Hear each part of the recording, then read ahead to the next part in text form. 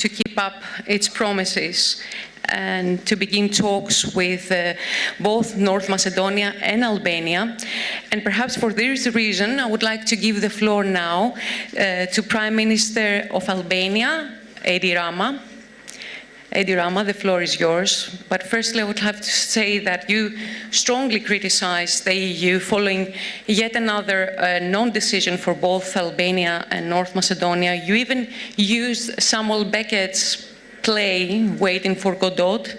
Do you think that your argument has been widely heard? And do you believe that maybe joint pressure by both the EU and the US could make a difference this time? Thank you.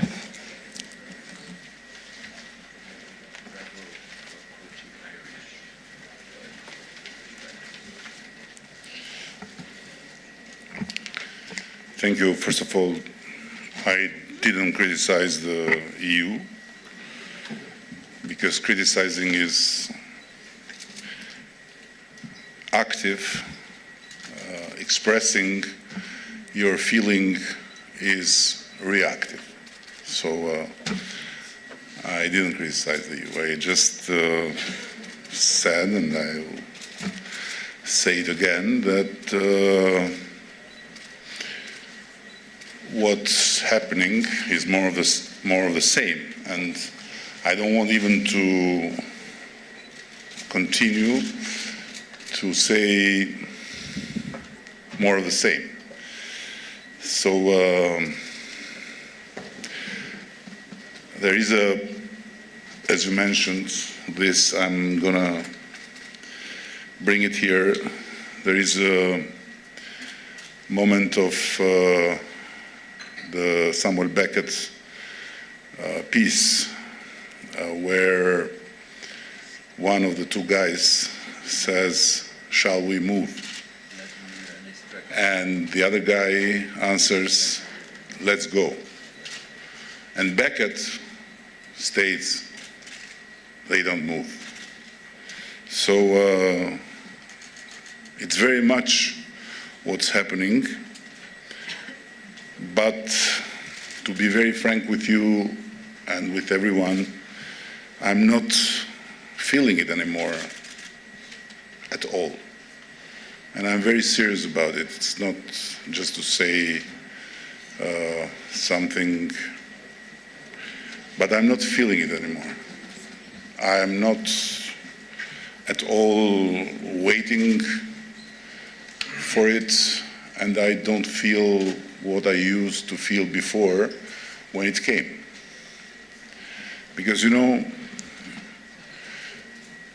you can organize for a beautiful wedding once by making everything great, and the bride at the end doesn't show up. You can do it twice by engaging again in setting a wonderful scenery with the greatest music and decoration and guests and food and all. The bride doesn't come again, and then you just say the F word and you don't organize anymore for the wedding. And if the bride comes, let's be casual. So this is what I tried to tell Zoran, you know, when I came here before the usual music coming from Europe, that we need to keep going, because we haven't picked this path out of anyone's imposition or out of anything else than our own firm will. It's the only path for us, and it's not about to pack Albania and North Macedonia and the other countries, put them in a ship and send them to Europe. It's about building here in our countries states that function like every member state of the European Union. And then, will we be or not part of it? This is not up to us. It's out of our hands. We decide nothing about it. First. Second, we can do many things while this tormentous second volume of Samuel Beckett is going on. We can work together in the region. We can push together for making things better, for raising our economies, for creating bigger spaces for our entrepreneurs, for our young people, because alone and staying, let's say, with the back turned towards the region, we are too small. We're too small. But together, we are reasonably big. And thanks God, on one hand, Europe cannot tell us what to do in this region. Second, on the other hand, we can, by our actions, ease the life for all our people. Why we have to wait to be member states to make the trade in the region flow with no barriers, with no waiting for 1,000 years in a year, as the World Bank stated statistically, in trucks? We don't. Why we need to wait for the EU to be part of EU, to have free movement of people with ID cards, to have free flow of goods, services, capitals, to have one stop only in the borders for everyone, to transform the borders in practically completely fluid for people? We can't. So we need to keep going in this direction, while in the other direction, of course, we need to keep going. We'll keep going by making the reforms, by making the improvements, by fulfilling the standards every year, but it doesn't depend from us. This depends from us. It's all in our hands, and we should do it. It's absolutely absurd to have people from these countries face difficulties in crossing. It's absolutely short-sighted to think that big investments will come to our countries alone. It will not happen. It's absolutely absurd to imagine a future where our green agenda, our energy policies and strategies are not fully interconnected. So in that I find a very, very challenging and a very, very exciting path. And Albania will push all the way to make it easier for everyone in Albania to go everywhere in the region with no limits, and to open for everyone in the region to come to Albania with no limits. Simple. People from North Macedonia want to come to the beach. You have a lake, but you don't have a beach. So what does it mean? You have to wait hours to get to our beach. And who wins in that? No one wins. If you wait hours, you'll spend the money in the border, in your side of the border. We want you to spend the money on our side of the border, so to come faster. And this goes for all the aspects of life. Of course we have problems in the region. Of course we have conflicts still to be solved. But what is keeping conflicts, and namely Serbia and Kosovo conflict, unsolved, should not keep the rest undeveloped. Because we have to agree to disagree on that. And while we try to sort it out, there are so many things we can do together. And by doing so many things together, we make even that less harder to be dealt with. So we live in this neighborhood since, I don't know, ages. We even have contests who is the more ancient here. So our Greek brothers, of course, pretend to have come here before all of us, and we all are just descendants of them. We pretend the same. North Macedonians pretend the same. Even Bulgarians pretend that we are all connected to their being first. So, but we are here. We are here all together. And finally, after centuries and centuries, we are talking. We are seeing each other. I witnessed a great kind of boxing of words between Albin and Anna some days ago. They are again here, together. This is amazing. This is really amazing.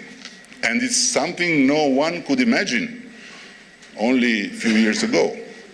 Now we have to do things. It's very simple. And I want to conclude with one point.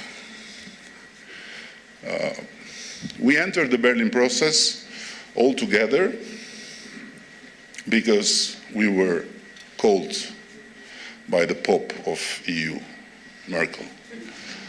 And of course, as the great believers of the EU religion, we all ran to the audience with the Pope. And for the first time in our life, but also in the life of our countries, we found each other together in the same table. Not to dispute the past, but to see how we can build a common future. It was a U-turn, and this brought new things. And when this also started to stumble in front of the Brussels bureaucracy, we decided to go further and to own the process. Because, okay, you know, all due respect for the Holy See in Berlin, but we have to do more, and it's not up to them to solve our problems, to make our deals, to discuss instead of us. It's our responsibility. They have done something really great by putting us together. Now we have to push. And there is no question that there is no overlapping between becoming member of the European Union and creating the common single market, creating the Schengen area for us. And We named it like this just to give the idea what it is about. It's about a space where the 4 freedoms of Europe are implemented fully. Movement of people, goods, capital, citizens. And this is not an alternative to the European integration. This is giving more to our people by using the potential of all of us together. And there is no question about it. So, but God forbid to make it like the Europeans did, a consensual 6, and if someone is not okay, nobody moves. Bulgaria doesn't want, the whole Europe doesn't move. No, we have time to be trapped in this, but we cannot create a trap of our own by having a Western Balkan 6 mechanism where it's consensus. No, there's no need for consensus. This is free, this should be free. Every country should decide. Whoever wants to make deals towards the common single market, not with everyone, but just with some, it's okay. Albania will make with all. As soon as possible, as much as possible, all the way. Because this is what is good for our people. And no other country can pretend a uniformed behavior of every other country. So in this, I think, there is nothing, not there is nothing to lose, there is all to win, all to win. And we had a meeting with Zoran and Alexander a few days ago in Zoom, and we made a statement, and we don't even need to say anymore to these guys coming from Europe that, listen, if you don't take us, others will take us. Third actors will come to us. Looks like we are weak grooms telling to the future brides, hey, if you don't marry me, there are some bitches that will take me. No, forget it. And we should not even express anymore any kind of, we are frustrated, we are depressed. No, we are not frustrated, we are not depressed, we are fine. We are fine, we're just fine. And frankly, if we can measure depression, they are more depressed than us in the European Union. They are more frustrated than us. So let's not talk about frustration and depression, and let everyone deal with its own by his means without complaining. We don't need to complain. We are not begging. We are not here telling, hey, listen, we are good guys, we are behaving, why you don't want us? No, no. We are just, growing kids, because we came late in this. We had terrible history, we had terrible constraints, and of course we know that we are not ready to become members. But come on, First international conference, like the day of baptizing the kids and devoting him to God. What is first international conference? And conference in Zoom. So for a conference in Zoom, they are keeping us on hold, like they are giving us, all their house for. You don't want to have the first international conference? No problem. One conference less. We can have conferences here in Prespa. More. So, what is this? No, it's really, it's really, because I just wonder, when these guys meet me, they look to me like, poor man, how we can consolate him. Because, by the way, the polls have been great. The Austrians have been great. That's why they are here. That's why they are here. That's why no Dutch is here. Yeah. So, but they look at us, you know, and what to tell the guys, how to tell them, listen, you are great, don't worry, we are with you. Oh, yeah, you are with us. You are not with us. You are in Austria, you are in Poland. We are here. So no need for that, really, no need for that. We are not missing, really, the first international conference, intergovernmental conference, because we know what it is. And there are so many conferences in the way. And they make it like this is the day, the D-Day, the second liberation after Second World War. We have this international, intergovernmental, whatever, because they have also the names which are very sexy. No, no. They can do whatever they think. They can be stuck in their consensus mechanism. We feel for them. We're sorry. We're sorry, guys. We are with you. We will support you all the way. Don't worry. Anytime. And if you are bored, you have one place to have fun. It's named Western Balkans. In no other place you can have the fun we are having here, all of us together. So don't think we are depressed. No, we are good. Thank you.